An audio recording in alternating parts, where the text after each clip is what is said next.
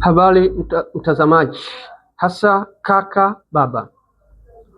Leo nataka niwaletee madhara ya unywaji wa pombe katika kutanuka kwa tezi dume. Tuangalie tezi dume kwa kifupi ni nini. Inawezekana wewe mtazamaji kwa ndio mara ya kwanza ya kuona kipindi changu, japo ni vingi nimeelezea sana.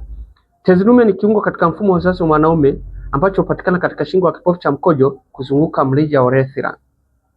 Tezi dume si ugonjwa. Tatizo linakuja pale seli zilizoko ndani ya tezi hukua tofauti na mfumo wa mwili na kuwa vivimbe vidogo vidogo na kuanza kufanya compression ya mrija wa urethra na kuanza kusababisha dalili mbalimbali kama kukojoa mara kwa mara, kukojoa mkojo wenye mtiririko dhaifu, kukojoa mkojo unakuna katika, kuhisi maumivu ya kibofu cha mkojo, kuuma unapomaliza kukojoa na kuhisi hamu ya kukojoa unapomaliza kukojoa, unahisi mkojo haujaisha na kuanza kupata maumivu wakati wa kukojoa.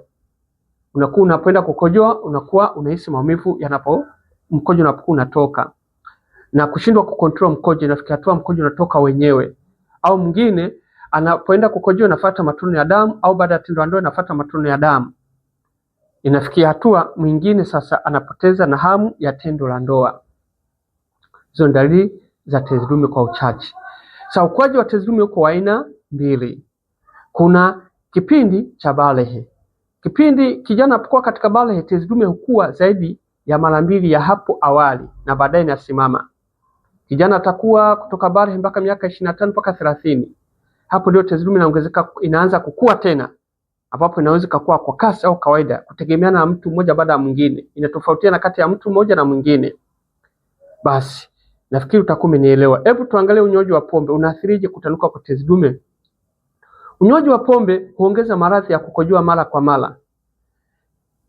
Hii ni kutokana na pombe ni diuretic. Tunaposema diuretic maana yake inasababisha figo iweze kuzalisha mkojo kwa wingi.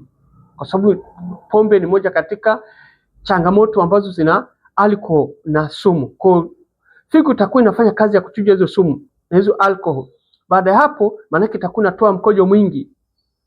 Kwa hiyo mkojo unapotoka mwingi, tayari inawezekana wewe tezi dume imeshaanza kutanuka wewe bila kujua. Ina maana tayari mkojo utakuwa unajaa kwa kibofu cha mkojo. Tayari utakuwa unaenda kukojoa mkojo hauishi. Lakini kumbuka kadri unavyokunywa pombe, tayari inakuwa ina force figo iweze kuzalisha mkojo, yani kuchuja ile sumu na kutoa mkojo mwingi. Baadaye mkojo utakuwa unakojoa hauishi, kwa hiyo utakuwa unagandamana kwenye kibofu cha mkojo, baadaye na kusababisha ile tezi kuzidi kutanuka. Na pia inawezekana ni mtumiaji wa vitu vya sukari. Tayari nishaelezea changamoto ya sukari katika kuathiri tezi dume. Unajikuta mkojo unavyozidi kuwepo katika kibofu cha mkojo inasababisha sukari kulea juu ya mkojo, ambapo tayari inakuwa ni chakula cha bakteria, ambapo bakteria wanazidi kushambulia tezi dume na kuzidi kutanuka. Nafikiri umenielewa vizuri hiyo point. Pia unywaji wa pombe huathiri homoni za mwanaume. Kwamba pombe inaathiri uwiano wa homoni za mwanaume, hasa homoni ya testosterone homoni. Homoni ya testosterone ambayo ni homoni mama kwa mwanaume. Kwa homoni hiyo inasaidia ukuaji na utendaji kazi wa tezi dume. Na pia homoni hiyo inasaidia kuzalisha majimaji na manii, yani majimaji ya manii. Na pia husaidia kuzalisha katika tezi yenyewe. Inasaidia kuzalisha majimaji yanayosaidia kurutubisha sperm zilizotoka kwenye korodani ili ziweze kurutubisha yai la mwanamke. Kwa unakuta tayari ni changamoto za homoni hiyo testosterone hormone inapokuwa haiko vizuri, tayari inasababisha ule ukuaji na utendaji kazi wa homoni kuimarisha tezi dume vizuri inaathirika. Pia unywaji wa pombe huweza kusababisha kutokea kwa saratani ya tezi dume. Research zimefanyika kuwa pombe ni moja ya visababishi vya kutokea kwa saratani mbalimbali. Kwa hiyo ina maana unavyozidi kunywa pombe, unaweza wakati huko tezi dume imeshaanza kutanuka, mkojo unazidi kurundikana. Kwa hiyo baadaye inaweza kutengeneza kitu kinaitwa uric acid. Kwa sababu uric acid inatokea baada ya kubaki kwa mrundikano wa mkojo kwenye kibofu cha mkojo.